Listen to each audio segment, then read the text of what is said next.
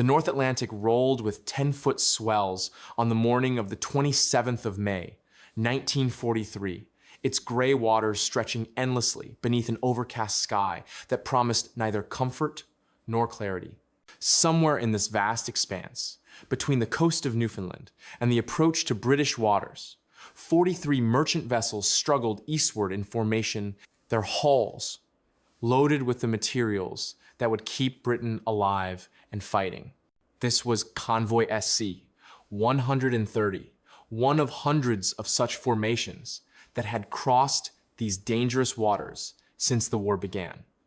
And like every convoy before it, every man aboard knew that beneath the waves, death waited patiently in the form of German U-boats.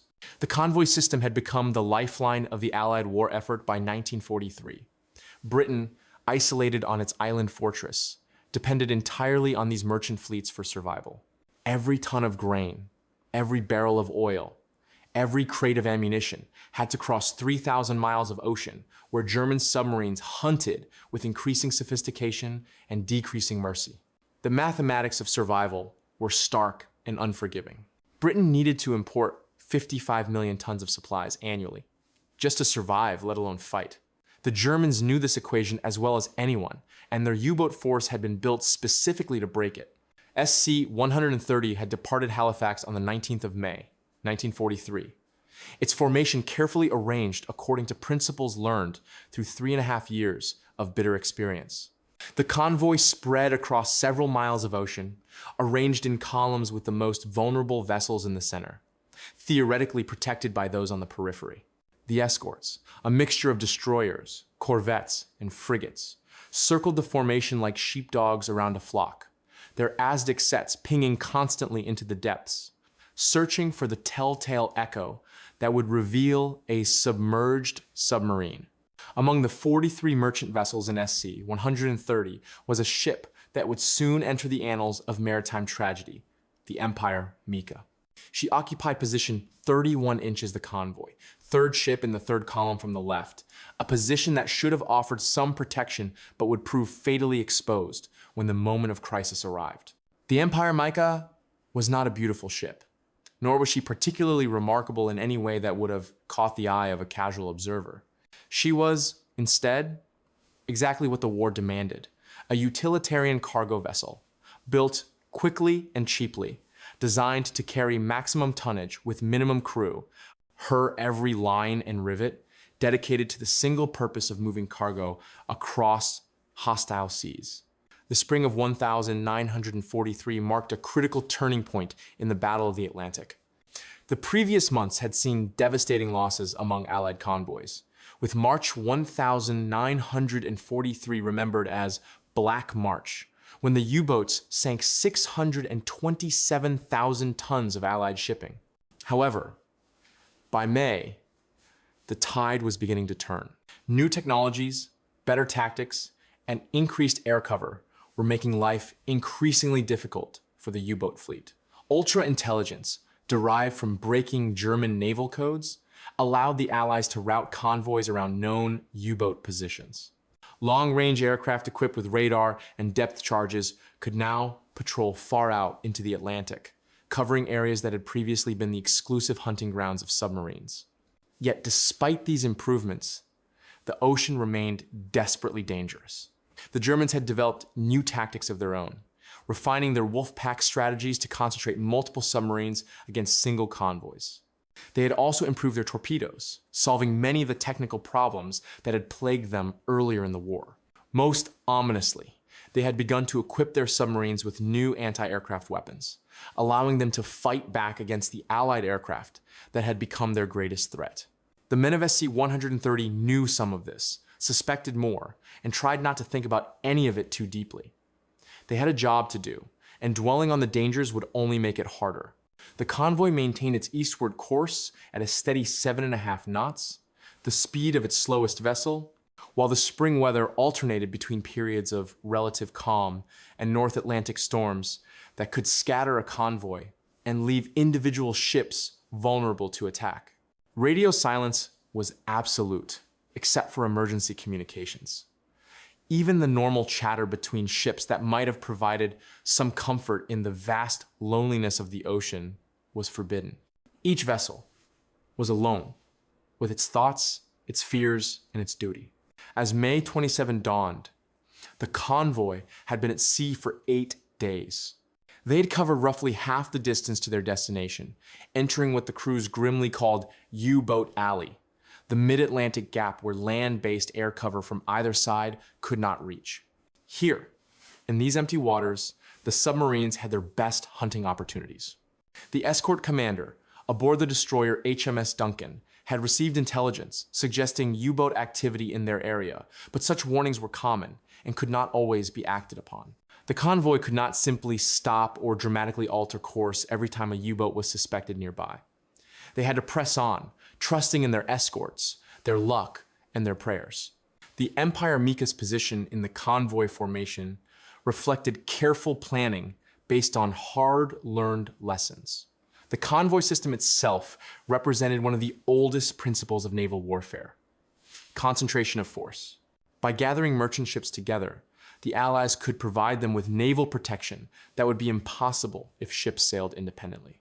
A single destroyer could protect dozens of merchant vessels in convoy, whereas those same vessels sailing alone would each need their own escort to achieve the same level of safety. The mathematics were inescapable. Even if the human cost when things went wrong could be devastating. The Empire Mica had been born in the shipyards of Sunderland.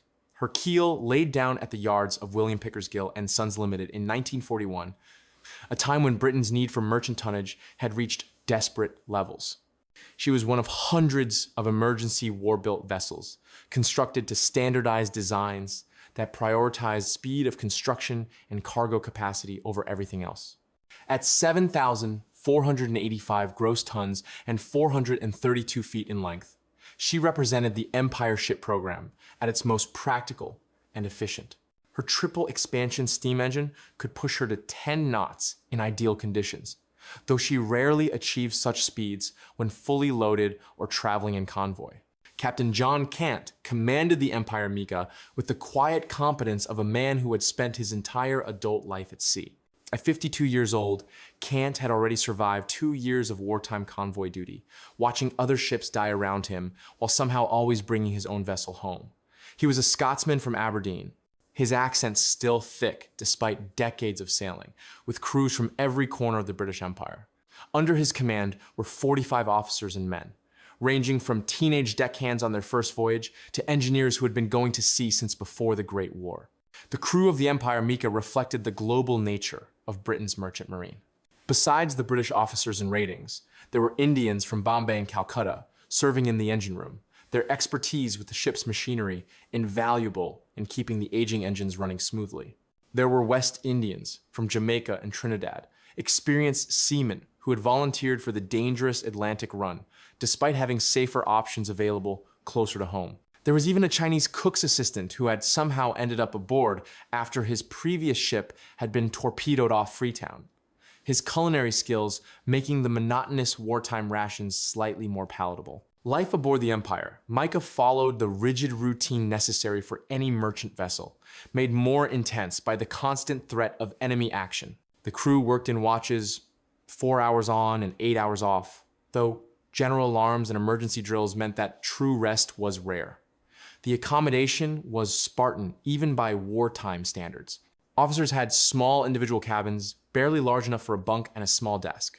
The crew lived in forecastle accommodation that was cramped, often damp, and never truly quiet, as men coming off watch tried to sleep while their replacements prepared for duty.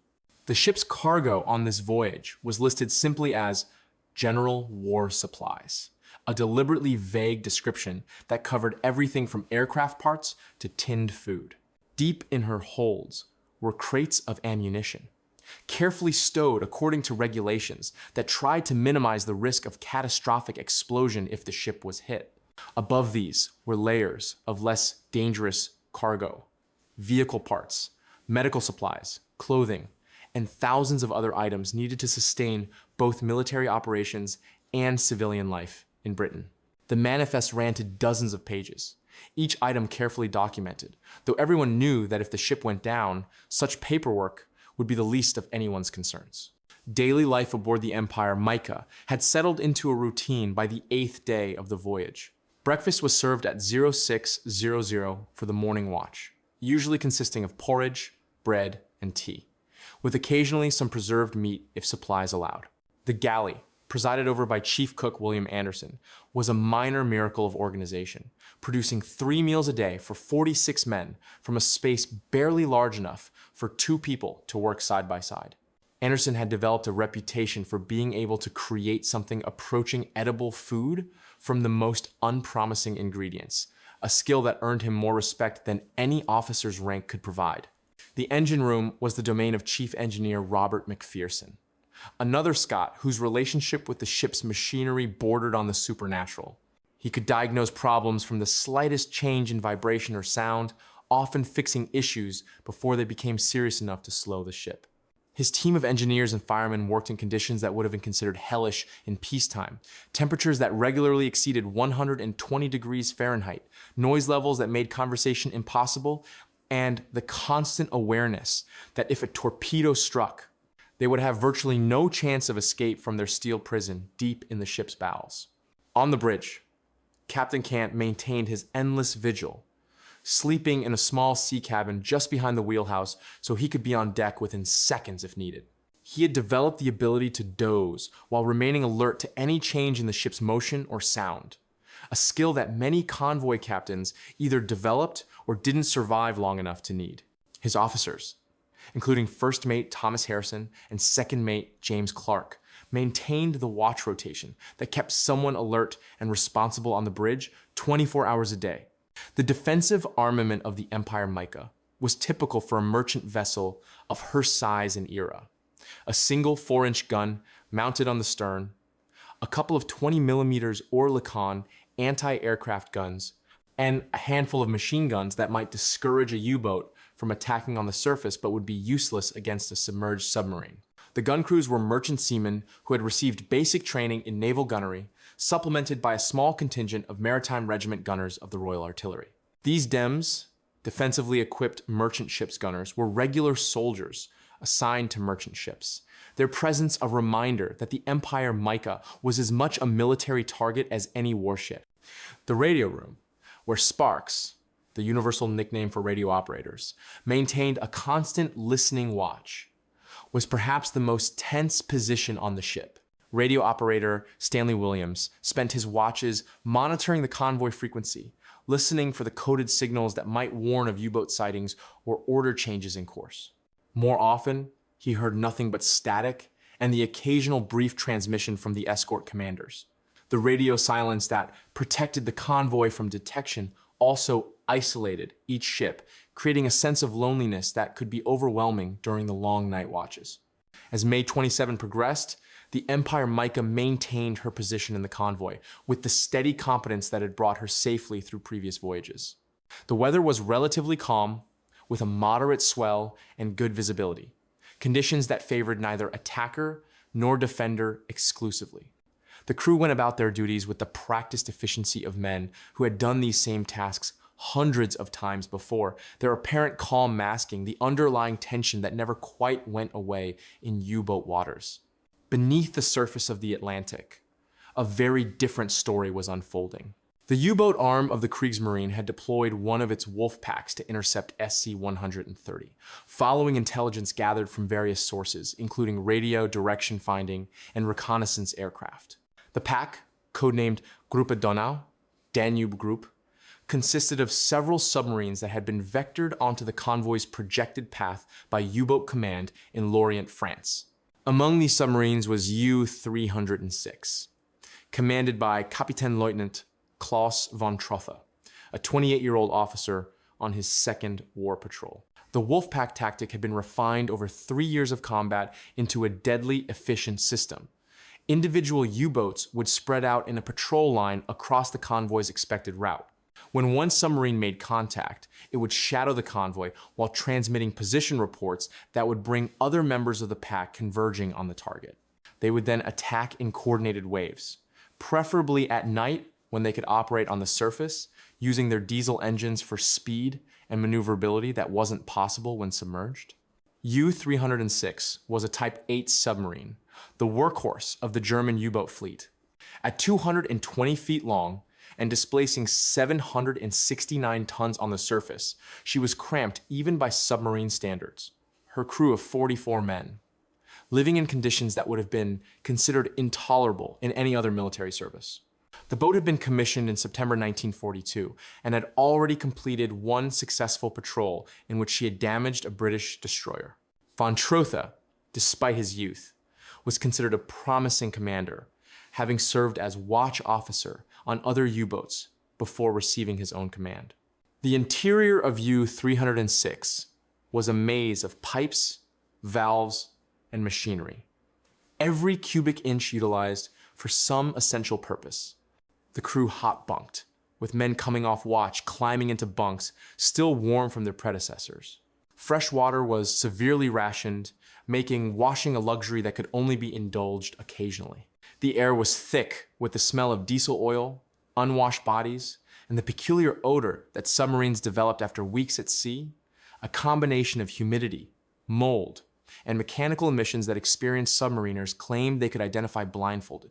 By May 27, U-306 had been at sea for 3 weeks, having departed from Brest on May 6. The crew had settled into the patrol routine, alternating between surface running when safe and submerged operations when Allied aircraft were suspected nearby. The boat had already had several close calls with aircraft, crash diving to escape detection and depth charging. These experiences had welded the crew into an efficient team, each man knowing that their survival depended on everyone else doing their job perfectly under extreme pressure. The U-boat's primary weapons were her torpedoes, 14 of them carried in 4 bow tubes and 1 stern tube, with reloads stored throughout the forward compartments. The standard torpedo of 1,943 was the G7E, an electric torpedo that left no visible wake to betray the submarine's position. Each torpedo carried 280 kilograms of high explosive, enough to break the back of most merchant vessels if it struck in a vulnerable spot. The process of preparing and firing torpedoes was complex, requiring precise calculations of target speed, angle, and distance, all while potentially under attack from escort vessels. The tactics employed by U-boats in 1943 had evolved considerably from the early war period. The happy time of 1940 to 41, when U-boats had operated almost with impunity, was long over. Allied escorts had become more numerous and better equipped, with improved radar and ASDIC sonar, making it increasingly dangerous for U-boats to operate on the surface even at night. The introduction of forward-throwing weapons like the Hedgehog had made it possible for escorts to attack submarines without losing ASDIC contact, as happened with traditional depth charges dropped from the stern. In response, U-boat tactics had become more cautious and sophisticated. Submarines now approached convoys from ahead whenever possible, submerging by day and using their superior surface speed at night to gain attacking positions. They had developed techniques for evading ASDIC, including silent running procedures and the use of bold submarine bubble target, decoys that could confuse sonar operators. The Germans had also introduced the Mitox radar detector, which could warn U-boats when they were being tracked by Allied radar, though this system had its own limitations and could sometimes betray a submarine's presence. The crew of U-306 had been tracking SC-130 for nearly 18 hours before the attack, having received position reports from another U-boat that had made contact earlier. Von Trotha had positioned his submarine carefully, calculating the convoy's course and speed to place U-3 106 inches in ideal attacking position as darkness fell. The approach required patience and nerve, running submerged during daylight to avoid detection by aircraft, then surfacing at dusk to use the submarine's diesel engines to maneuver into position. Life for the U-boat crew during these tense hours of approach was a mixture of routine duties and barely controlled anticipation. The torpedo room crew meticulously checked their weapons, ensuring that everything was ready for the moment of attack. The engine room personnel nursed the diesel engines, knowing that maximum speed might be needed either to press home an attack or to escape from pursuing escorts. The radio operator monitored the hydrophones, listening for the distinctive sound signatures of different types of ships, trying to identify the most valuable targets in the convoy. The psychological pressure on U-boat crews by 1943 was immense. The early confidence of the service had been eroded by mounting losses. By May 1943, the life expectancy of a U-boat in the Atlantic was measured in months, with many boats never returning from their first patrol. The crews knew these statistics, knew that their chances of surviving the war were slim, yet they continued to fight with a professionalism that earned grudging respect even from their enemies. They were volunteers, every one of them, drawn by a complex mixture of patriotism, adventure-seeking, and the elite status that submarine service provided. As night fell on May 27, U-306 was in position. Von Trotha raised the periscope for a final observation before darkness made visual targeting impossible. Through the lens, he could see the dark shapes of the convoy, merchant vessels plodding along in their columns, the occasional flash of white water from their bows, the only sign of movement. The escorts were visible too, weaving back and forth in the protective screen. But there were gaps. There were always gaps, and von Trotha had identified one that would allow him to penetrate the convoy's defenses. At 2,147 hours Greenwich Mean Time on the 27th of May 1943, Kapitänleutnant von Trotha gave the order that would seal the Empire Mica's fate.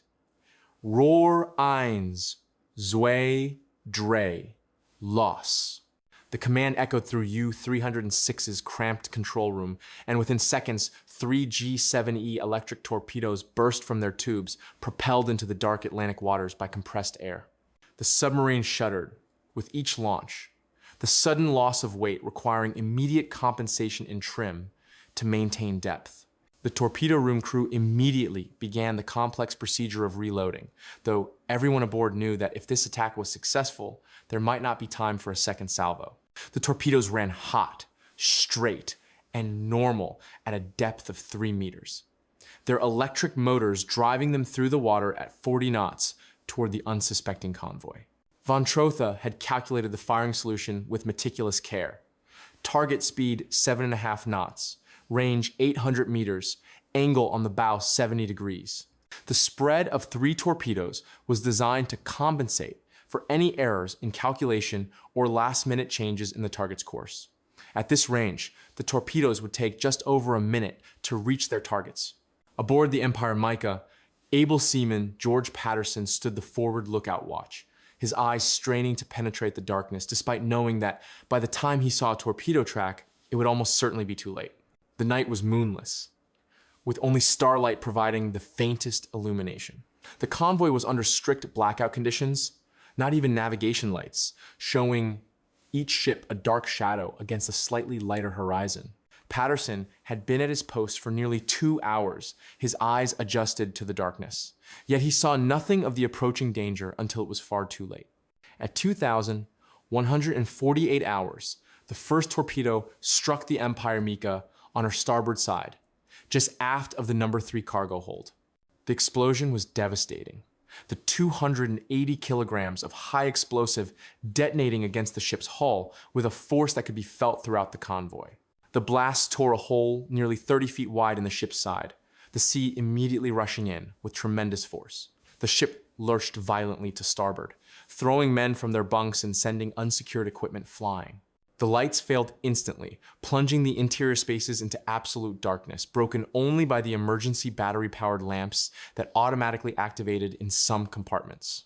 Captain Cant was thrown from his sea cabin bunk by the impact, but years of training had him on his feet and moving toward the bridge before his conscious mind had fully processed what had happened. He knew from the location and force of the explosion that his ship was mortally wounded.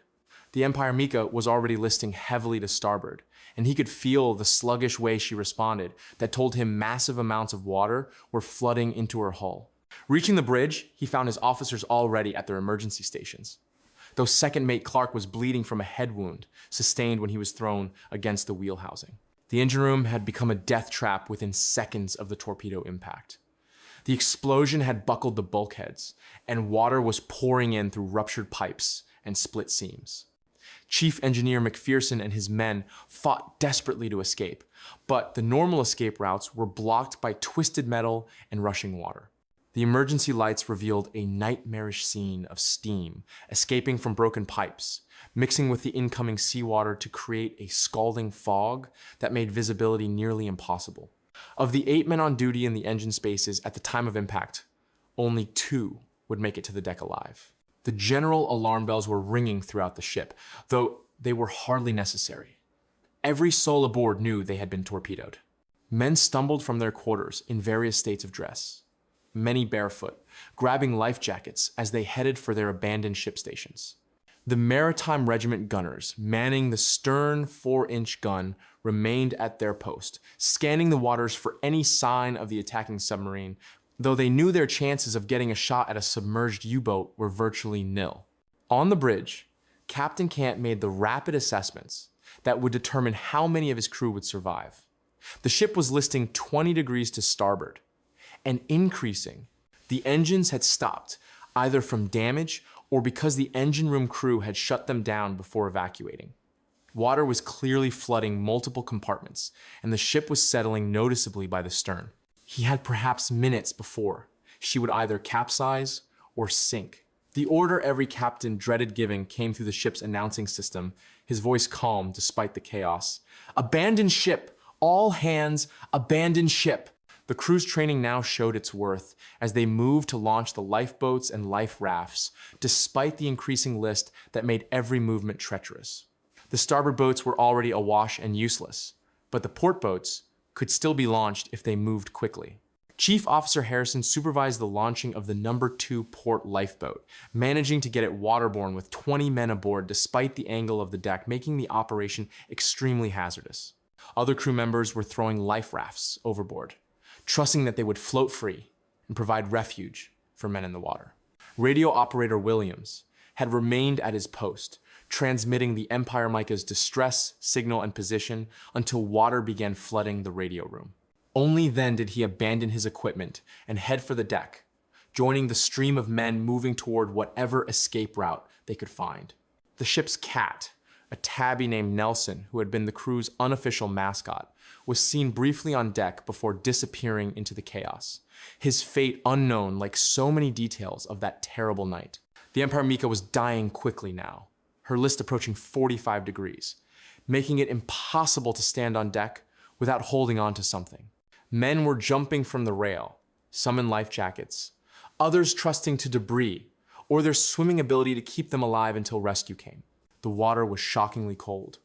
The North Atlantic in May, still carrying the chill of winter, and men gasped involuntarily as they hit the surface. Those who had managed to get into lifeboats were pulling swimmers aboard as quickly as they could, knowing that a man in these waters had perhaps 20 minutes before hypothermia rendered him unconscious. At 2,158 hours, just 10 minutes after the torpedo struck, the Empire Mica's list suddenly accelerated. Her cargo had shifted decisively, and nothing could stop her final plunge now. Captain Cant, one of the last men still on deck, took a final look at his command before stepping off into the dark water. The ship rolled completely onto her starboard side, her port propeller briefly breaking the surface, gleaming dully in the starlight, before she slid stern first beneath the waves. The suction as she went down pulled men and debris under with her, though most would bob back to the surface moments later, gasping and traumatized, but alive. In the immediate aftermath of the Empire Mica's sinking, the North Atlantic became a battlefield of a different sort, where the enemy was not German U-boats, but the cold, implacable sea itself. The water temperature was approximately 47 degrees Fahrenheit, cold enough to kill within an hour even strong swimmers wearing life jackets. The fortunate few who had made it into lifeboats were pulling survivors from the water as quickly as they could, knowing that every second counted. The cries of men in the water created a chorus of desperation that would haunt the survivors for the rest of their lives. HMS Snowflake, a Flower-class corvette serving as one of SC-130's escorts, had immediately altered course toward the Empire Mica's last position upon receiving the distress signal. Her captain, Lieutenant Commander Charles Bridgman, faced the terrible dilemma that confronted all escort commanders in such situations: whether to hunt for the attacking submarine or to rescue survivors. The standing orders were clear that the primary duty was to protect the remaining convoy, but the humanitarian imperative to save lives was equally powerful. Bridgman chose a middle course, ordering his ASDIC operator to continue searching for the U-boat while simultaneously preparing to pick up survivors. The rescue operation was hazardous for both rescuers and rescued. The Snowflake had to stop to take on survivors, making her a sitting target for any U-boat still in the area. Scrambling nets were dropped over the side, and crew members lined the rails to pull survivors aboard, but many of the men in the water were already too weakened by cold to climb. Sailors from the Snowflake went over the side on lines to help those who couldn't help themselves, risking their own lives in the frigid water. The corvette's crew worked with desperate efficiency, knowing that U-306 or another submarine could put a torpedo into them at any moment. Chief Officer Harrison, who had successfully launched one of the Empire Mica's lifeboats, now found himself in command of 23 survivors in an open boat designed for 20. The boat was riding dangerously low in the water, and several men were bailing constantly to keep afloat. Harrison organized the survivors, appointing the strongest to row in shifts to keep the boat moving and generate some warmth through exercise. He knew from his training that their survival depended on maintaining discipline and hope. He set a course toward where he believed the escorts would be searching, though in the darkness with no compass and only the stars for navigation, he could only guess at the correct direction. Among those in Harrison's boat was ordinary seaman James Murphy, just 19 years old and on his first voyage. Murphy had been asleep when the torpedo struck and had barely managed to grab a life jacket before the ship went down. Now, soaking wet and shivering uncontrollably, he clung to life through sheer willpower and the encouragement of older sailors who refused to let him give up. "Keep moving, lad," they told him. "Think warm thoughts. We'll have you in a hot bath before you know it." It was a lie, and everyone knew it, but it was the kind of lie that might keep a man alive. In another lifeboat, Second Engineer William Roberts had taken charge of 15 survivors, including 2 severely injured men who had been caught by flying debris when the torpedo exploded. Roberts, using the boat's minimal medical supplies and his own basic first aid training, did what he could for the wounded while organizing the others to row in shifts. One of the injured men, Fireman Thomas Chen, had a badly broken leg and was in severe shock. Roberts and the others took turns holding Chen, sharing their body heat and talking to him constantly to keep him conscious, knowing that if he passed out in his condition, he would likely never wake up. The life rafts presented their own challenges. These were essentially floating platforms with no sides, meaning that survivors had to actively hold on or risk being washed off by waves. Men clustered together on these rafts, linking arms to prevent anyone from being swept away, their lower bodies still in the water, the cold slowly draining their strength. Radio operator Williams found himself on one such raft with 8 other men, including Captain Cant, who despite being one of the last to abandon ship had managed to swim to the raft. Cant, even in these desperate circumstances, maintained his role as leader, organizing the men on the raft to take turns in the center where they would be slightly more protected from the cold water. HMS Snowflake's searchlight suddenly pierced the darkness, sweeping across the water, and a cheer went up from those who could see it.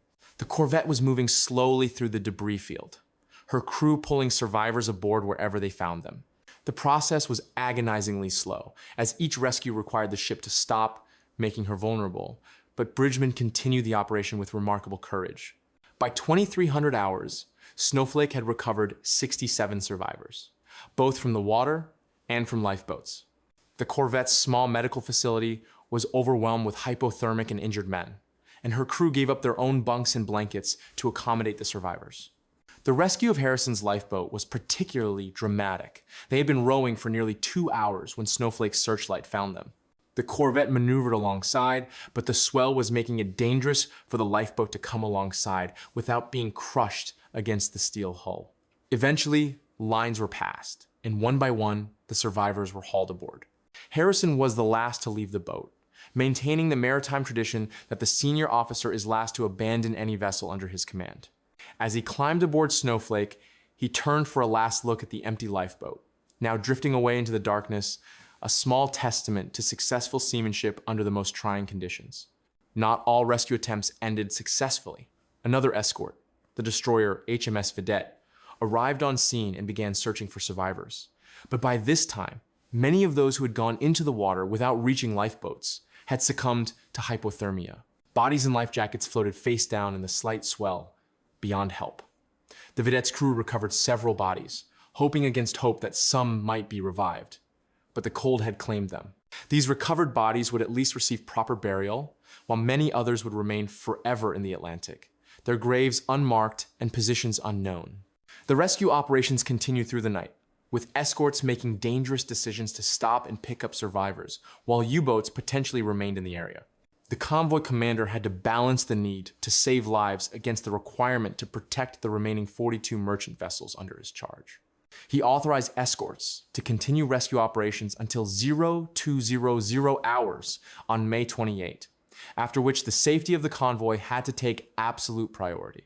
This deadline added urgency to an already desperate situation, with escort crews working frantically to find and recover as many survivors as possible before time ran out. By the time rescue operations ceased, 91 of the Empire Mica's crew of 46 had been saved, though several would die in the following days from injuries and exposure. Captain Cant survived, as did Chief Officer Harrison and radio operator Williams. Chief Engineer McPherson was among the missing, having been trapped in the engine room when the torpedo struck. The Chinese cook's assistant, who had survived one torpedoing only to face another, was also among the dead. His body never recovered. Young James Murphy survived, though he would suffer from cold-related health issues for the rest of his life. The sinking of the Empire Mica represented one of thousands of individual tragedies that collectively formed the Battle of the Atlantic, the longest continuous military campaign of World War II. From September 1939 to May 1945. This battle raged across millions of square miles of ocean, claiming the lives of over 72,000 Allied sailors and merchant seamen, along with 30,000 German submariners. The Empire Mica's loss, while devastating for the families of those who died, was strategically insignificant in the larger context of the battle. Yet each such loss contributed to the accumulating cost of victory, a price paid in human lives and suffering that would echo through generations. The immediate tactical impact of the Empire Mica's sinking was minimal. SC-130 continued to Britain, delivering its vital cargo despite the loss. U-306, after her successful attack, was forced to dive deep by the arriving escorts and lost contact with the convoy. Von Trotha would survive this patrol and several more, but U-306 would eventually be lost with all hands in October 1943, victim to improved Allied anti-submarine tactics and technology. The submarine's victory over the Empire Mica would be recorded in the Kriegsmarine's records as simply another tonnage figure, 7,485 tons, added to the monthly tally that U-Boat Command used to measure success. The strategic context of May 1943 was crucial to understanding the Empire Mica's loss. This was the turning point month of the Battle of the Atlantic, when Admiral Karl Dönitz, commander of the U-boat fleet, was forced to withdraw his submarines from the North Atlantic convoy routes due to unsustainable losses. In May 1943 alone, the Germans lost 41 U-boats, a catastrophic toll that forced a fundamental reconsideration of submarine warfare tactics. The Empire Mica was among the last victims of the old style of wolfpack attacks that had terrorized the Atlantic for 3 years. The technological race between submarines and anti-submarine forces had reached a critical juncture by the time of the Empire Mica's sinking. The Allies had introduced centimetric radar that U-boats couldn't detect, allowing aircraft and surface vessels to locate submarines on the surface, even in darkness or poor weather. High-frequency direction finding, HF divided by DF or HUF-DUF, allowed escorts to pinpoint U-boats when they transmitted radio signals. The closing of the Mid-Atlantic air gap, with very long-range aircraft, meant that U-boats could no longer operate with impunity in any part of the Atlantic. These technological advantages, combined with improved tactics and ultra-intelligence, had shifted the balance decisively against the U-boats. For the survivors of the Empire Mica, the post-war years brought different challenges. Many merchant seamen found that their wartime service was not recognized with the same honor accorded to military personnel. They had faced the same dangers, suffered the same losses, yet were often treated as civilians who had simply been doing a dangerous job rather than as veterans who had served their country in wartime. This injustice would not be fully addressed until decades later, when memorial monuments and recognition campaigns finally acknowledged the crucial role and sacrifice of the merchant navy. Captain John Cant returned to sea after a brief recovery period, commanding other vessels through the remainder of the war. He would later testify at maritime inquiries about the loss of his ship, his testimony helping to refine convoy protection procedures and survival equipment requirements. Cant retired from the sea in 1950, but like many survivors of torpedoed vessels, he never fully escaped the memory of that night in May 1943. In interviews conducted years later, he would describe the sound of his ship breaking apart as she sank, a sound he said no sailor should ever have to hear. The families of those lost on the Empire Mica faced their own long journey through grief and uncertainty. Many bodies were never recovered, leaving families without closure, unable to visit a grave or hold a proper funeral. The official telegrams informing them of their loss were brief and clinical. The Admiralty regrets to inform you, followed by the bare facts of death or missing status. Some families would spend years hoping against hope that their loved one might have been picked up by another ship or washed ashore somewhere, unwilling to accept the finality of loss without concrete proof. The cargo that went down with the Empire Mica represented more than just material loss. The ammunition, vehicle parts, and supplies she carried were urgently needed for the buildup to future Allied operations, including the eventual invasion of Europe. Every ton of cargo lost meant that another ship would have to make the dangerous crossing, risking another crew in submarine-infested waters. The Battle of the Atlantic was ultimately a tonnage war, with victory going to whichever side could maintain the flow of supplies across the ocean. The Empire Mica's loss was one small subtraction from the Allied side of this grim equation. Historical analysis of the Empire Mica's sinking reveals it as typical of merchant vessel losses during the crucial period of 1943. She was attacked at night in the mid-Atlantic gap by a surfaced U-boat using electric torpedoes. The response of her crew, the rescue efforts by escorts, and the survival rate of approximately 1/3 of her complement were all consistent with similar incidents from this period. What makes her story worth telling is not its uniqueness, but its representativeness, standing for the thousands of merchant vessels and their crews who faced similar fates in the cold waters of the Atlantic. The evolution of maritime safety regulations in the post-war period owed much to lessons learned from losses like the Empire Mica. Requirements for improved life-saving equipment, better emergency communication systems, and enhanced crew training all stemmed from analysis of wartime sinkings. The International Convention for the Safety of Life at Sea, SOLAS, was substantially revised based on wartime experience, incorporating requirements that might have saved lives if they had been in place in 1943. These regulations stand as a practical memorial to those who died, their loss contributing to safer seas for future generations. Modern maritime archaeology has shown interest in wrecks, like the Empire Mica, though her exact position remains uncertain. The coordinates recorded at the time of her sinking were approximate, and the chaos of the attack and rescue meant that precise positioning was impossible. She lies somewhere in the deep waters of the North Atlantic, her hull probably broken apart by the pressure of depth and the corrosion of decades. Her cargo of war materials remains with her, a time capsule of the industrial might that helped win the war, now slowly returning to its constituent elements on the ocean floor. The memory of the Empire Mica and her crew is preserved in various forms.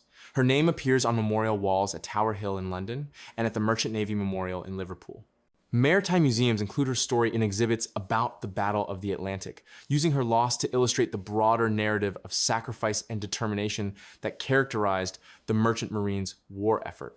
Survivor accounts, preserved in archives and oral history projects, ensure that the human dimension of her story is not forgotten, even as the last of those who sailed on her pass away. Educational programs now use the Empire Mica's story to teach new generations about the Battle of the Atlantic and the role of merchant shipping in World War II. School children learning about the war often find the stories of merchant ships more relatable than tales of great battles or political leaders. The idea of ordinary sailors, many not much older than themselves, facing extraordinary danger to deliver supplies across dangerous waters, resonates in a way that grand strategy never can. The Empire Mica thus serves an educational purpose, her loss helping to illuminate a crucial but often overlooked aspect of the war. The ending of the Battle of the Atlantic came not with any dramatic final engagement, but with the gradual reduction of losses as U-boats were withdrawn and Allied control of the sea lanes became complete. By the time Germany surrendered in May 1945, exactly 2 years after the Empire Mica's loss, the U-boat threat had been essentially eliminated. The merchant convoys that had fought their way across the Atlantic under constant threat could finally sail in peace. The victory had been bought with the lives of men like those who died on the Empire Mica, each loss contributing to the final outcome. Today, the Battle of the Atlantic is remembered as one of the crucial campaigns of World War II, one that Britain's survival and the Allied victory depended upon absolutely. Churchill wrote that the U-boat threat was the only thing that truly frightened him during the war, understanding that if Britain were starved into submission, no amount of military success elsewhere would matter. The Empire, Mica, and ships like her were the thin line that prevented this catastrophe. Their crews, the unsung heroes who kept Britain fed, fueled, and armed through the darkest years of the conflict. The story of the Empire Mica ends not with her sinking, but with the continuation of the cause for which she sailed. The convoy she died protecting reached Britain safely, its cargo contributing to the buildup of Allied strength that would eventually overwhelm the Axis powers. Her surviving crew members returned to sea in other ships, carrying on the vital work of maritime supply. Her loss was mourned, but not allowed to impede the greater effort. In this way, the Empire Mica's final service was to demonstrate the resilience and determination that characterized the merchant navy throughout the war. A spirit that no torpedo could sink.